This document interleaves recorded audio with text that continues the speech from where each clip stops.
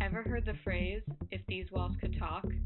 Well, my closet was screaming at me. One of these shirts has a great origin story, while the other does not. Let me tell you why. Fast fashion is out of style. So basically, brands and retailers want to have new fashions on the shelves as quickly as possible. There's constantly this rotating desire to have the newest things so that people can keep buying cheap products and buy them quickly and change up their styles every month if they wanted to. So essentially what happens is that the suppliers in garment factories around the world are given a very tight turnaround time.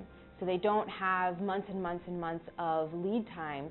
They get these orders, they have to turn them around quickly, and that pressure goes downward to workers. So what we've seen is that workers are being forced to work overtime. They're being given production quotas, and if they don't meet them, they can't go home.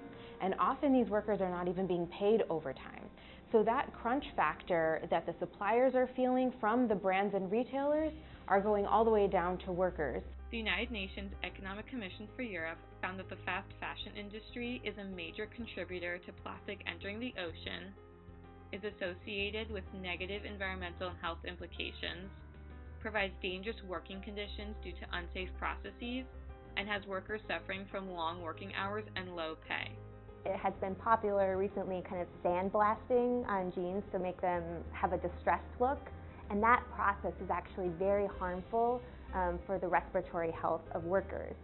At the same time, sandblasting actually makes it really difficult for you to recycle jeans.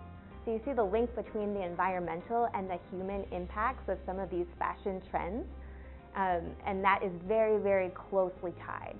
Today, the garment industry employs more than 60 million people, 80% of which are women, according to the International Labor Organization. Forever 21 is not the only major clothing company profiting off of fast fashion. Other popular brands include H&M and Zara. These brands are all a symptom of a larger issue: clothing waste. Consumers are buying clothing at high rates because fast fashion provides cheap prices. According to The Guardian, in the UK, people buy 38 million new items each week. 11 million wind up in landfills. According to the UN, the fashion industry emits about 10% of global carbon emissions and produces almost 20% of global wastewater. In 2017, the U.S. produced 12,800 tons of clothing and footwear. While 1,740 tons of that was recycled, 8,900 tons wound up in landfills. That means 5 times more clothing got dumped in landfills. Will this cycle ever end? In 2018, the fast fashion industry made $35 billion in the U.S. But in the same year, the secondhand apparel market made $24 billion. Now big fast fashion companies are being forced to change their ways as people become more conscious consumers. Forever 21 has even gone bankrupt in light of the recent trends. In contrast, more sustainable companies have popped up, like the nationwide thrift store Buffalo Exchange and the largest online consignment shop ThredUp, to provide cheap, ethical clothing. So what should we do? Don't throw out your Forever 21 or H&M clothes. That would be clothing waste.